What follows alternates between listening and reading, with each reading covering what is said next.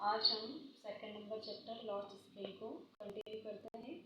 Last video में हमने पढ़ा था कि सीमा पूरी में अस्तित्व बनाए रखने का मतलब ही था कचरा बिनना। अब आगे देखें। Through out the years it has acquired the proportion of fine arts. किंतु धीरे धीरे वो कचरा बिनने वाले लोग बच्चे जो होते हैं, जैसे जैसे समय बीतता जाता है उनके लिए कचरा बिनना भी क्या होता है, कला बन जाती है। Garbage to them is gold. कचरा उनके लिए एक सोने के बराबर होता है। It is their daily bread, a roof over their heads.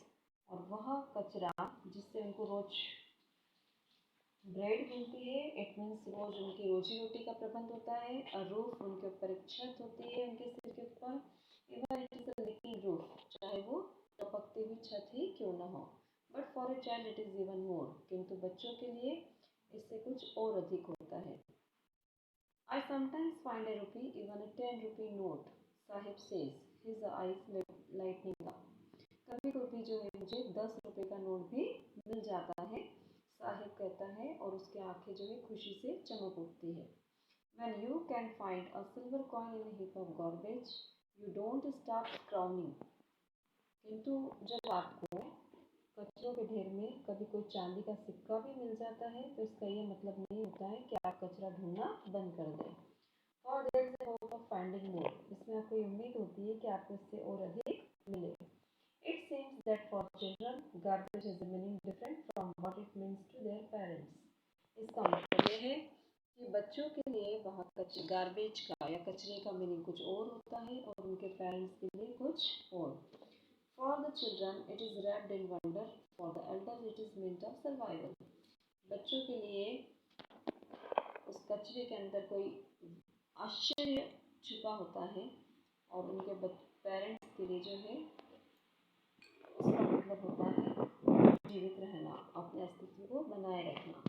One winter morning, I see Sahib standing by the fenced gate of neighborhood club.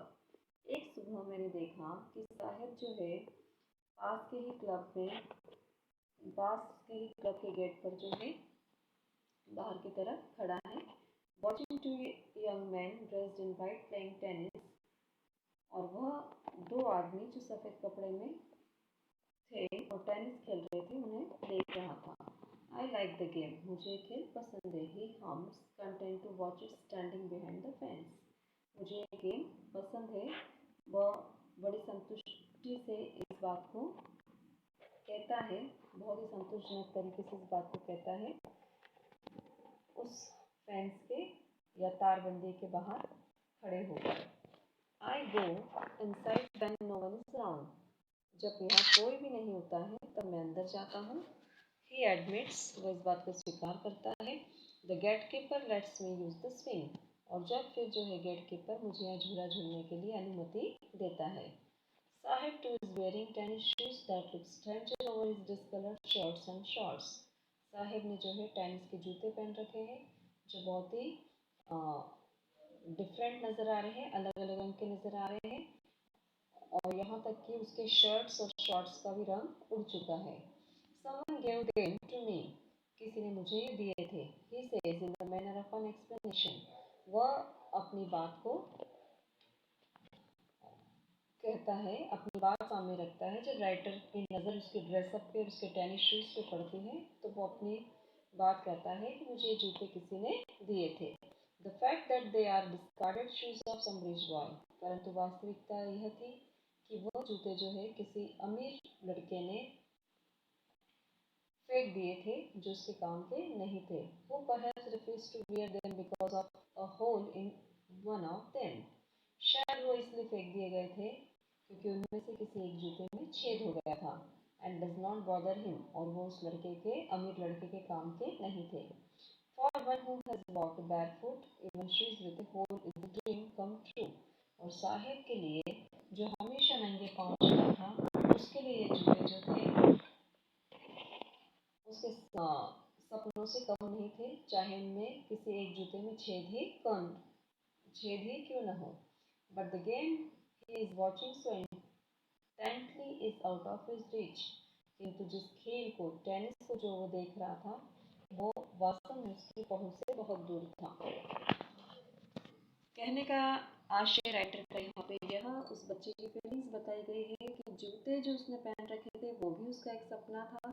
वो तो शायद पूरा हो गया किसी के फेंके हुए जूते को पहनने से, किंतु जो टेनिस खेलने का उसका सपना था वो शायद कभी पूरा नहीं होगा, या वह उसकी पहुंच से बहुत ज़्यादा दूर था।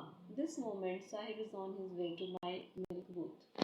और आज सुबह जब साहिब को देखा तो वो रास्ते में मिल्क बूथ की तरफ मिला।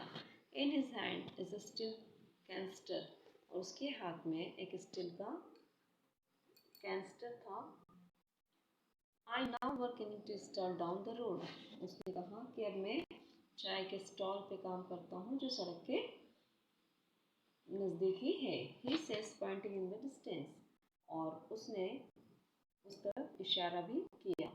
I am paid 800 rupees and all my meals. मुझे इसके लिए 800 रुपये मिलते हैं और मेरा खाना भी वहाँ पर फ्री है। Does he like the job? क्या उसे काम पसंद था?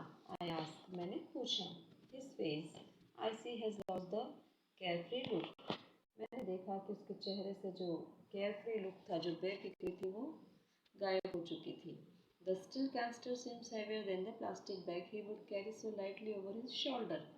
और स्टील का कैंस्टर जो था वो बहुत ज़्यादा भारी दिखाई दे रहा था बजाय इसके प्लास्टिक के बैग के, जो वो हमेशा अपने कंधों पर उठाए घूमता था। The bag was his.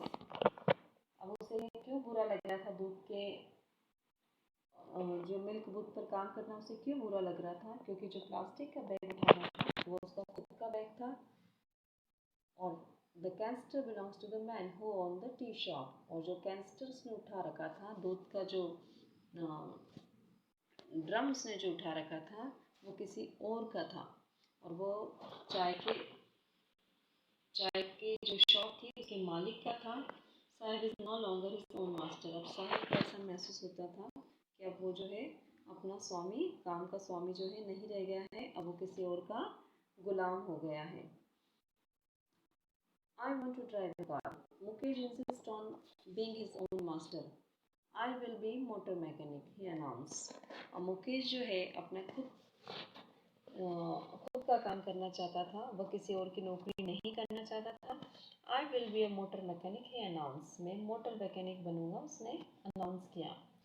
Do you know anything about cars? I asked. क्या तुम कार के बारे में कुछ जानते हो? मैंने उससे पूछा। I will learn to drive a car. मैं कार चलाना सीख लूँगा। He answers, looking straight into the eyes. और उसने बिल्कुल जवाब देते हुए मेरी आंखों में देखा।